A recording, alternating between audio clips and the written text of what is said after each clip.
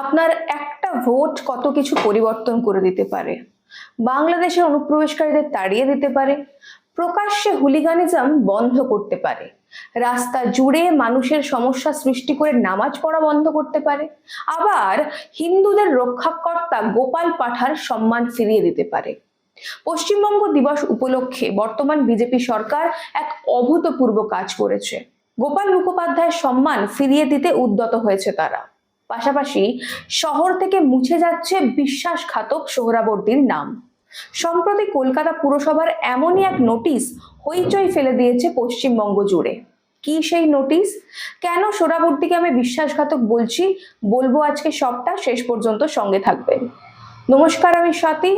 মাধ্যম ইউটিউব চ্যানেলের আরো একটি ভিডিওতে আপনাদের স্বাগত জানাই। দেখুন, পশ্চিমবঙ্গে বিজেপি ক্ষমতায় এসে বাংলার মানুষকে একের পর এক উপহার দিচ্ছে। মিলেছে পশ্চিমবঙ্গ দিবস উদযাপনের স্বীকৃতি, প্রাপ্য সম্মান পেয়েছেন ভারত কেশরী, ভারত মায়ের সুপুত্র ডক্টর শ্যামাপ্রসাদ মুখোপাধ্যায়। আর এবার সম্মান ফিরে পাওয়ার পালা আর এক হিন্দু রক্ষাকর্তা গোপাল মুখোপাধ্যায়ের। বিস্তারিত বলি কি হয়েছে। কলকাতার অন্যতম ব্যস্ত এলাকা পার্ক সার্কাস, কলকাতার প্রাণ কেন্দ্র বলা চলে এই এলাকাকে।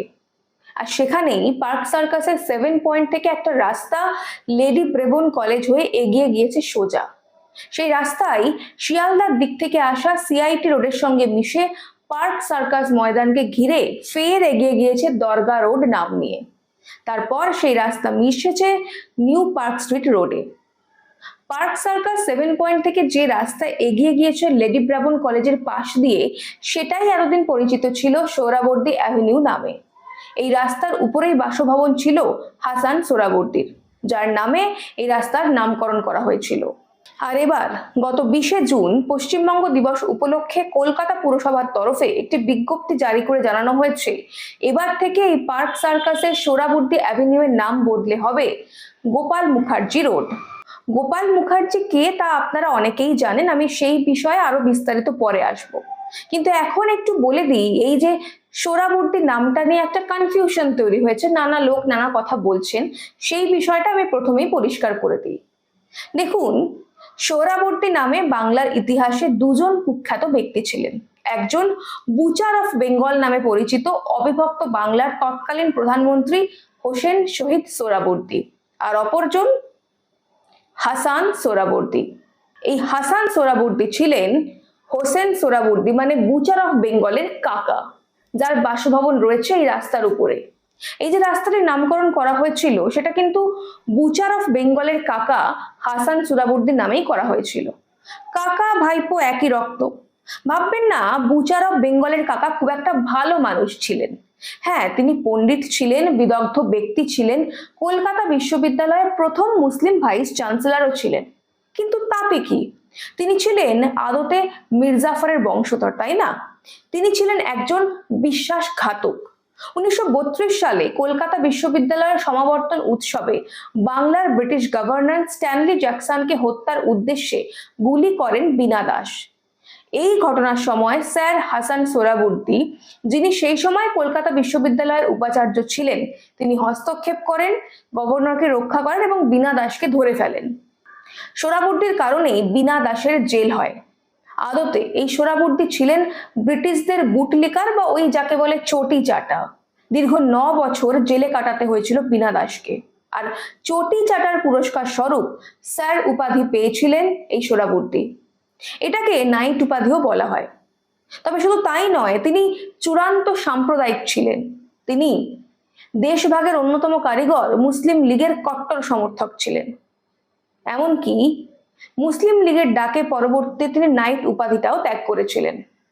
কাজেই কলকাতা পুরসভা এই যে সোহরাবর্দীর নামাঙ্কিত রাস্তাটিকে পরিবর্তন করে গোপাল মুখার্জির নামে রাস্তা করার ভাবনা চিন্তা করেছে বা সেটা জানিয়েছে, সেই ভাবনাকে আমরা টিম মাধ্যমের পক্ষ থেকে স্বাগত জানাই।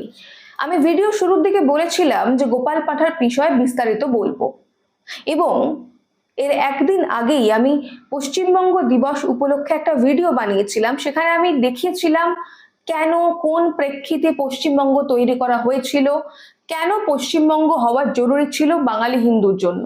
আপনারা চাইলে বেল আইকনে এই ভিডিওটা দেখতে পারবেন। অবিভক্ত বাংলায় মুসলিম লীগের শাসন ছিল। হিন্দু এবং মুসলিম জনসংখ্যার অনুপাত ছিল যথাক্রমে 45% এবং 55%। অবিভক্ত বাংলা সে সময় কোন পক্ষে যাবে, নতুন দেশ পাকিস্তানে যাবে নাকি ভারতেরই অংশ হবে, তা নিয়ে তীব্র রাজনৈতিক টানাপোড়েন তৈরি হয়। আর এরপরেই 16ই আগস্ট 1946 সালে ডাইরেক্ট অ্যাকশন ডে হিসেবে ঘোষণা করে সর্বভারতীয় মুসলিম লীগ। দাবি ছিল ব্রিটিশ শাসন শেষ হওয়ার পর মুসলমানদের জন্য পৃথক একটা দেশ প্রতিষ্ঠা করতে হবে। কিন্তু এই দিন কলকাতায় ব্যাপক ধর্মীয় হিংসার ঘটনা ঘটে। হিন্দুদের প্রকাশ্য রাজপথে কচু কাটা করা হয়। ওই সময় গোপাল মুখোপাধ্যায় এবং তার ভারতীয় জাতীয় বাহিনী হিন্দুদের উদ্ধারকারী এবং রক্ষাকর্তা হিসেবে দায়িত্ব পালন করেন।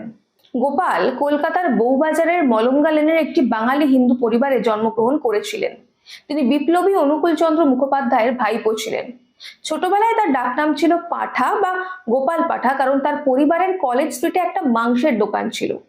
যখন তিনি বড় হন তিনি মাংসের দোকান চালানোর দায়িত্ব গ্রহণ করেন, আর সেই থেকেই নামটা মুখে মুখে গোপাল পাঠা হয়ে যায়। সেদিন যদি গোপাল মুখোপাধ্যায় এবং আরো কিছু সাহসী হিন্দু যুবক রুখে না দাঁড়াতেন, তাহলে আজ হয়তো কলকাতা হিন্দু শূন্য হয়ে যেত এবং কলকাতা পশ্চিমবঙ্গের অন্তর্গতই থাকতো না। এতদিন বিগত 75 বছরেরও বেশি সময় কোনো সরকার আপনাকে এই ইতিহাস এবং এই সমস্ত ব্যক্তি যাদের সমাজ গঠনে গুরুত্বপূর্ণ ভূমিকা ছিল তাদের নাম জানতে দেয়নি। আর অত্যন্ত লজ্জার বিষয় যে এই সরকারই, মানে এর আগের সমস্ত বিগত সরকার, এই বিশ্বাসঘাতক সোহরাবুদ্দিন নামের রাস্তা বানিয়েছিল। বর্তমান বিজেপি সরকার সেই ভুলটাই শুধরে নিচ্ছে। দেখুন, কাকা হোক বা ভাইপো, সেই ঐতিহাসিক বিতর্কে না গিয়ে আমরা তো বিষয়টা এভাবেও ভাবতে পারি যে সোহরাবুদ্দিন নামে হাজার হাজার মানুষের রক্ত লেগে রয়েছে, সেই মানুষের নামে রাস্তা কেনই বা থাকবে কলকাতার বুকে। কলকাতা পুরসভার তরফে এই ঘোষণার পর আমি দেখলাম বামেরা খুব লাফালাফি করছে। তারা বারবার বলছে ঐতিহাসিক ভুল, তথ্যগত ভুল, নানা রকম ন্যারেটিভ নামাচ্ছে তারা। আমি তো পশ্চিমবঙ্গ সরকারকে অনুরোধ করব, আপনারা এতদূর যখন আসতে পেরেছেন তখন একটু কষ্ট করুন। দয়া করে কলকাতার বুক থেকে বিদেশি বামপন্থী মতবাদের বিভিন্ন জনকদের নিয়ে যে রাস্তার নামগুলো রয়েছে সেগুলোকেও পরিবর্তন করুন, কারণ এটা ভারতবর্ষের মাটি। আর এখানে এমন কারোর স্থান থাকা উচিত নয় যাদের ভারতীয় সংস্কৃতি, ভারতীয় চেতনা, ভারতীয় আধ্যাত্মবোধের সঙ্গে কোনো যোগসূত্রই নেই। যারা কথায় কথায় ভারতীয় সংস্কৃতিকে অপমান করে, ছোট করে, তাদের নামে কোনো রাস্তা, কোনো সরণি, কোনো স্মারক কিংবা কোনো মূর্তি থাকা উচিতই নয়। আপনাদের কি মনে হয়, সোহরাবুদ্দিন নামাঙ্কিত রাস্তা পরিবর্তন করে গোপাল মুখোপাধ্যায়ের নামে রাস্তা রাখার সিদ্ধান্ত কি সঠিক? জানান আমাদের কমেন্ট করে। আজ এই পর্যন্তই, দেখা হবে পরের একটি ভিডিওতে। ততক্ষণ পর্যন্ত সঙ্গে থাকুন, দেখতে থাকুন মাধ্যম।